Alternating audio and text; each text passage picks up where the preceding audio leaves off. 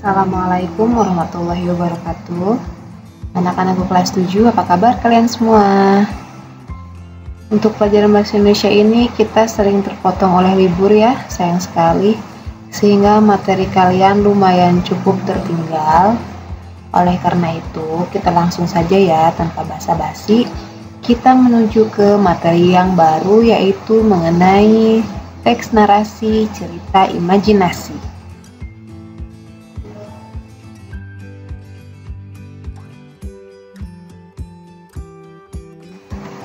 Teks narasi adalah teks yang menceritakan suatu kejadian secara runtut sesuai dengan urutan waktu atau kronologis.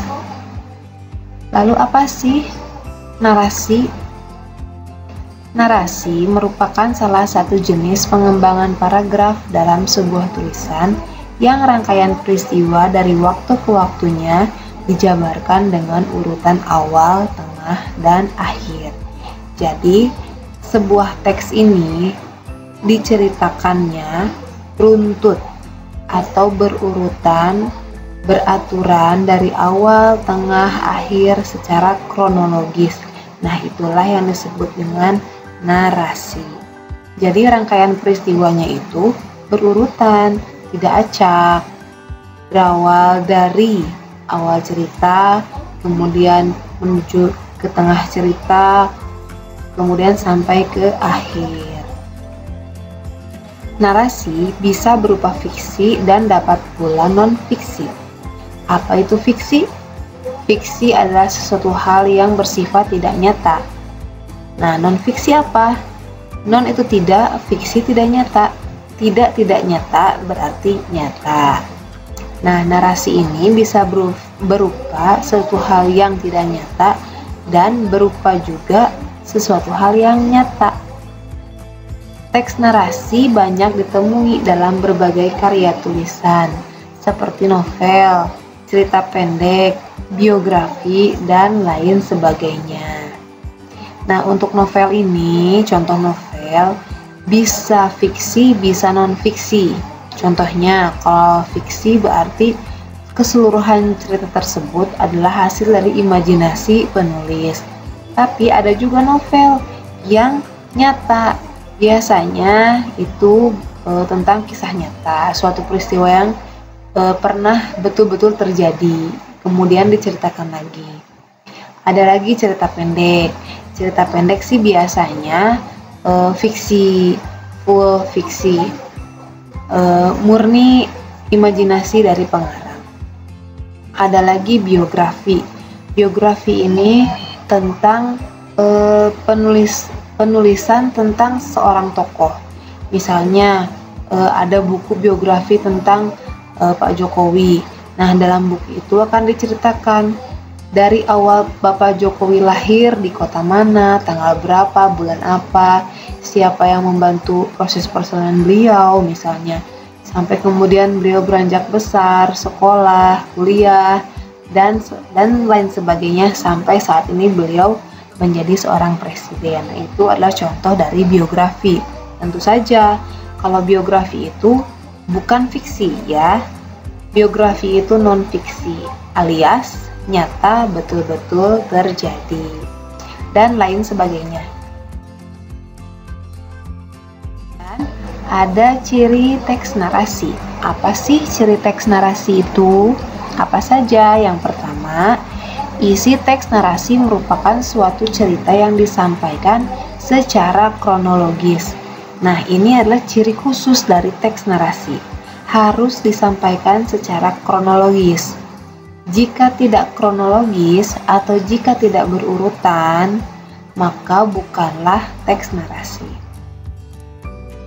Yang kedua, ciri yang kedua adalah dalam teks narasi ini banyak ditemukan kalimat yang mengandung unsur-unsur perbuatan maupun tindakan. Contoh, pagi hari aku berangkat ke rumah nenek, misalnya. Itu perbuatan. Atau ada lagi, kucing itu menolong ikan yang menggelepar kekurangan air, misalnya gitu. Jadi dalam teks narasi itu banyak mengandung atau banyak ditemukan kalimat-kalimat yang mengandung unsur-unsur perbuatan atau tindakan. Yang ketiga, teks ini memiliki alur yang jelas. Ada orientasi, komplikasi, dan resolusi. Nah, untuk tiga alur ini akan dijelaskan pada pertemuan yang berikutnya ya. Nah, narasi ini memiliki alur yang jelas. Jelas mana awal cerita, mana tengah cerita, dan mana akhir cerita. Yang keempat, pada umumnya menceritakan sebuah kisah atau pengalaman seseorang. Nah, contoh misalnya tentang kisah bisa novel, cerita pendek. Kalau misalnya tentang pengalaman seseorang yaitu autobiografi atau biografi. Kemudian ada lagi tujuan dari teks narasi. Tujuan yang pertama, memberikan informasi atau wawasan dan memperluas pengetahuan bagi pembacanya. Ya otomatis ya, yang namanya kita sering membaca, apapun yang kita baca insya Allah akan menambah wawasan kita sebagai pembaca. Mau itu bacaannya ringan atau bacaannya berat sekalipun isinya, tetap saja biasanya atau bisa menambah wawasan untuk kita. Oleh karena itu, banyak-banyaklah membaca ya anak-anakku, karena buku adalah jendela dunia. Tujuan kedua, memberikan pengalaman estetis atau keindahan alam, seni atau sastra pada pembaca. Apa sih Bu pengalaman estetis itu? Pengalaman estetis itu adalah suatu penilaian terhadap suatu karya seni atau alam yang bisa membuat si penilai merasakan bahagia atau senang sehingga menjadikan karya seni tersebut indah. Jadi, dengan membaca teks narasi itu seolah-olah memberikan pengalaman estetis, pengalaman keindahan akan sebuah seni sastra. Nah, jika kalian suatu saat kalian hobi membaca sebuah novel, kalian akan bisa merasakan keindahan perpaduan bahasa, pemilihan kata-kata dengan menggunakan perumpamaan, gaya bahasa. Nah, dengan kalian sering membaca, kalian akan menemukan keindahan tersendiri dari tulisan-tulisan tersebut.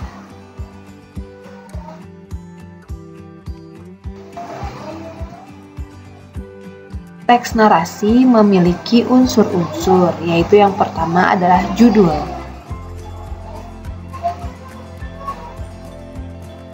Judul adalah kepala karangan atau tulisan. Judul menggambarkan isi dari tulisan atau cerita. Setiap teks pasti memiliki judul.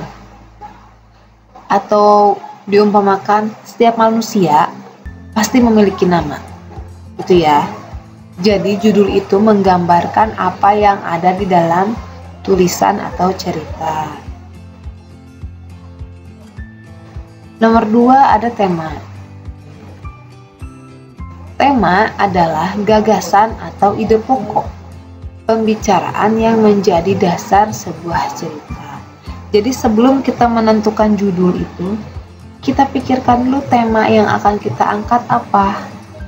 Nah, setelah kita punya tema atau ide pokok, apa sih yang ingin kita ceritakan, barulah kita mencari judul. Judul apa yang cocok, judul apa yang menarik perhatian orang sehingga orang tersebut mau membaca hasil tulisan kita. Nomor 3 adalah tokoh. Tokoh adalah para pelaku yang terlibat di dalam cerita. Jadi, ada tokoh-tokoh atau orang-orang yang diceritakan dalam sebuah cerita itu merupakan salah satu unsur dari teks narasi. Jadi dalam teks narasi itu pasti ada tokohnya, baik itu manusia ataupun hewan. Nah, untuk penokohan hewan ini akan ada materinya pada semester depan, insya Allah ya, tentang fabel. Yang keempat ada alur atau plot. Alur atau plot adalah jalinan cerita antara satu peristiwa dengan peristiwa lainnya, atau bisa diartikan sebagai rangkaian kejadian. Alur ada 3 macam, yaitu alur maju, mundur, dan maju mundur. Jadi jika diartikan dengan bahasa biasa, alur itu bisa diartikan jalan cerita. Jalan ceritanya gimana sih? Seru tidak? Nah, alur atau plot itu adalah jalan ceritanya. Jalinan cerita antara satu peristiwa dengan peristiwa lain, atau disebut juga rangkaian kejadian. Nah, alur ini ada 3, yaitu alur maju, ada alur mundur, dan maju mundur. Artinya, alur maju itu jadi ceritanya itu maju, kronologisnya maju ke depan.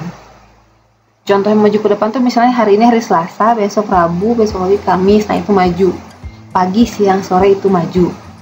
Nah, kalau misalnya mundur itu alur yang mundur ke belakang, menceritakan kembali apa yang telah terjadi di masa lampau. Nah, kalau yang ketiga, alur maju mundur itu campuran. Jadi menceritakan kronologis menuju masa depan, maksudnya cerita ke depan, tapi terkadang menceritakan lagi yang lampau, kemudian menceritakan lagi yang masa kini. Begitu ya. Jadi dalam cerita narasi itu ada alur maju, ada alur mundur, dan ada juga alur campuran atau maju mundur. Terkadang kalau misalnya kalian nonton film juga kan begitu ya, tiba-tiba ketika menceritakan tokohnya sudah besar, misalnya sudah dewasa, tiba-tiba dia menceritakan masa-masa dia sekolah waktu SMA misalnya, atau waktu SD. Nah, itu namanya alur mundur.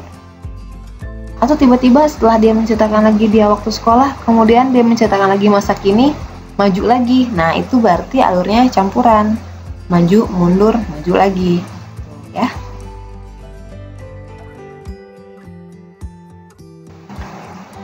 Nomor 5 ada setting atau latar, tempat, dan waktu. Setting atau latar adalah keterangan mengenai waktu dan tempat saat kejadian peristiwa. Ini kan tentang cerita. Dalam cerita itu kan pasti ada latar tempat, latar waktu. Misalnya pagi hari aku pergi ke rumah nenek. Nah, itu udah ada latar tempat dan latar waktu. Latar waktunya pagi hari, latar tempatnya rumah nenek. Gitu ya. Nomor 6 ada watak atau karakter. Watak atau karakter ini adalah sifat, tingkah laku, atau perangai suatu tokoh. Dalam cerita ada sosok yang jahat, ada sosok yang baik. Nah, itu watak atau karakter. Atau ada juga yang netral, tidak jahat, tidak baik. Ada. Nah, sosok yang baik ini disebut dengan protagonis. Sebaliknya, sosok yang jahat atau sosok yang mempunyai perangai buruk disebut dengan antagonis. Contohnya dalam cerita Bawang Putih dan Bawang Merah. Bawang Putih berperan sebagai protagonis atau sisi baik. Sedangkan Bawang Merah dikenal sebagai gadis yang mempunyai watak yang buruk. Nah, oleh karena itu bawang merah disebut memiliki karakter antagonis. Nomor 7, amanat atau moral cerita. Amanat adalah pesan yang terkandung dalam cerita. Setiap cerita itu selalu mempunyai amanat yang ingin disampaikan. Pesan si pengarang yang ingin disampaikan kepada pembaca melalui ceritanya. Itu ya. Jadi mau panjang mau pendek biasanya di situ akan tersirat ataupun tersurat pesan moralnya. Contoh misalnya cerita bawang putih bawang merah. Amanatnya apa? Amanatnya harus jujur. Harus jujur kenapa? Nah, ketika bawang merah mengaku bahwa ia hanyut bajunya, dia mengatakan kepada nenek tersebut bahwa bajunya hanyut tidak sengaja, padahal dia sengaja karena mengetahui bawang putih pernah hanyut bajunya, kemudian diberikan hadiah yang istimewa dari nenek tersebut, gitu ya. Nanti kalian bisa baca lagi ya cerita yang tentang bawang putih bawang merah.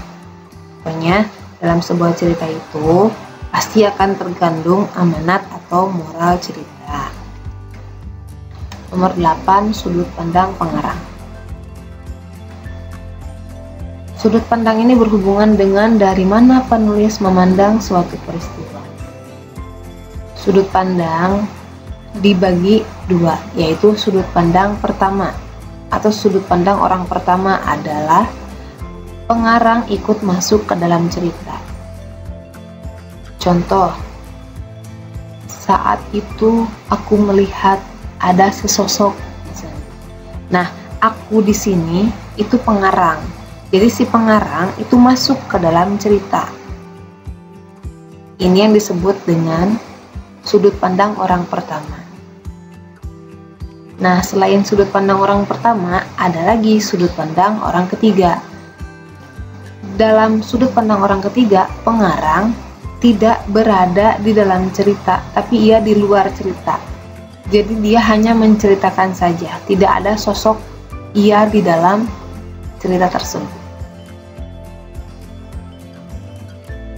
9. Gaya bahasa.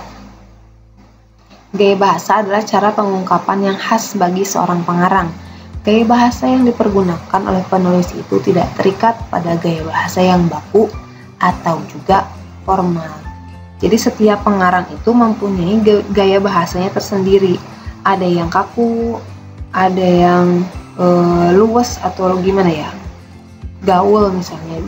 Jadi ketika dia menggunakan bahasanya tuh enak dibaca, atau biasanya penulis-penulis remaja yang menggunakan bahasa-bahasa gaul, bahasa-bahasa yang sehari-hari sehingga enak untuk dibaca dan mudah untuk dimengerti. Berbeda dengan gaya bahasa yang formal, misalnya terlalu kaku, terlalu kesannya dinas gitu, formal. Tapi nah itu adalah gaya bahasa masing-masing seorang pengarang. Ciri khas, mereka mempunyai ciri khas masing-masing dalam menyampaikan tulisannya. Itu mengenai gaya bahasa.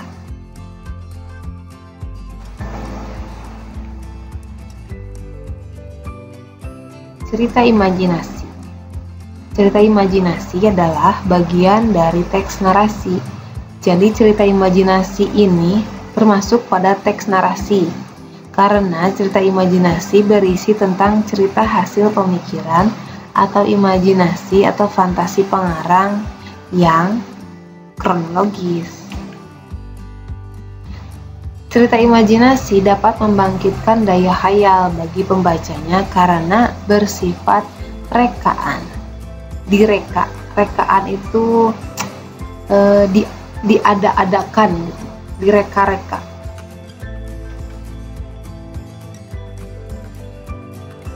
Contoh cerita imajinasi adalah cerpen, cerita pendek, dongeng, novel, cerbung, atau cerita bersambung, dan lain-lain.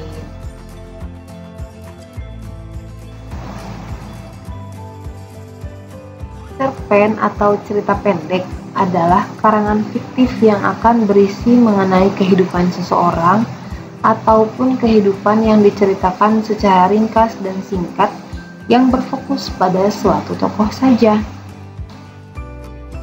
Jadi dalam cerita pendek itu hanya fokus pada tokoh utama saja ceritanya. Tidak akan menjelaskan tentang tokoh-tokoh lain karena akan memakan waktu tentunya.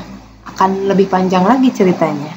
Jadi pada cerpen hanya fokus pada satu tokoh saja, yaitu tokoh utama. Cerita pendek biasanya juga mempunyai kata yang kurang dari 10.000 kata atau juga kurang dari 10 halaman saja. Seperti yang telah kalian baca kemarin, cerpen yang kalian baca, itu kalau tidak salah tidak lebih dari 10 halaman kan? Nah, makanya itu termasuk pada cerita pendek. Kemarin ada yang jawab, bukan cerita pendek karena itu panjang. Nah, bukan ya. Maksud cerita pendek itu adalah cerita yang tidak lebih dari 10 halaman itu sudah masuk ke dalam cerita pendek. Tuh, kurang dari 10.000 kata dan fokus pada satu tokoh saja. Nah, itu adalah cerita pendek. Bukan karena bacaannya panjang kemudian kalian mengatakan, oh itu cerita panjang Bu, bukan cerita pendek. Bukan ya. Yang kemarin kalian baca itu adalah cerita pendek, asal usul pohon salak. Selain itu, cerpen atau cerita pendek hanya akan memberikan sebuah kesan tunggal yang demikian serta memusatkan diri pada salah satu tokoh dan hanya satu situasi saja. Hanya satu situasi saja. Contohnya apa? Ya seperti contohnya kemarin, menceritakan tentang asal-usul pohon salak. Kenapa bisa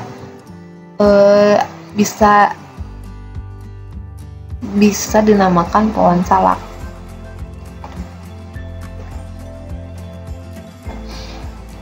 Kemudian novel. Novel adalah suatu karangan panjang yang mengandung serangkaian cerita kehidupan tokoh dan orang-orang di sekitarnya yang diceritakan dengan menonjolkan watak juga sifat setiap pelaku cerita di dalamnya. Nah, berbeda dengan cerpen yang hanya fokus pada satu tokoh saja, pada novel ada tokoh-tokoh lain yang diceritakan. Wataknya, karakternya, cerita pribadinya juga diceritakan, tidak hanya tokoh utama saja. Oleh karena itu, novel berbeda dengan cerpen. Novel itu, kalau kita lihat bukunya itu tebal sekali, bisa ratusan halaman, malah bisa tembus ribuan halaman, bisa novel. Panjang, saking panjangnya, saking kompleks, rumit, ceritanya lebih rumit daripada cerpen. Kalau cerpen hanya menceritakan satu situasi, nah kalau novel itu banyak sekali situasi yang diceritakan. Jadi novel lebih rumit daripada cerpen.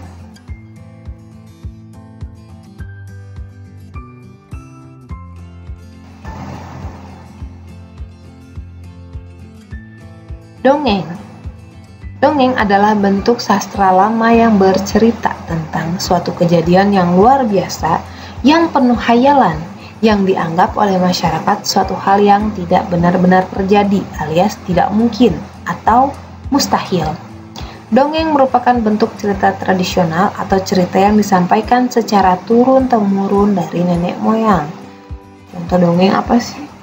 Dongeng Cinderella atau dongeng Aladin. Nah, itu juga dongeng. Suatu hal kejadian yang luar biasa.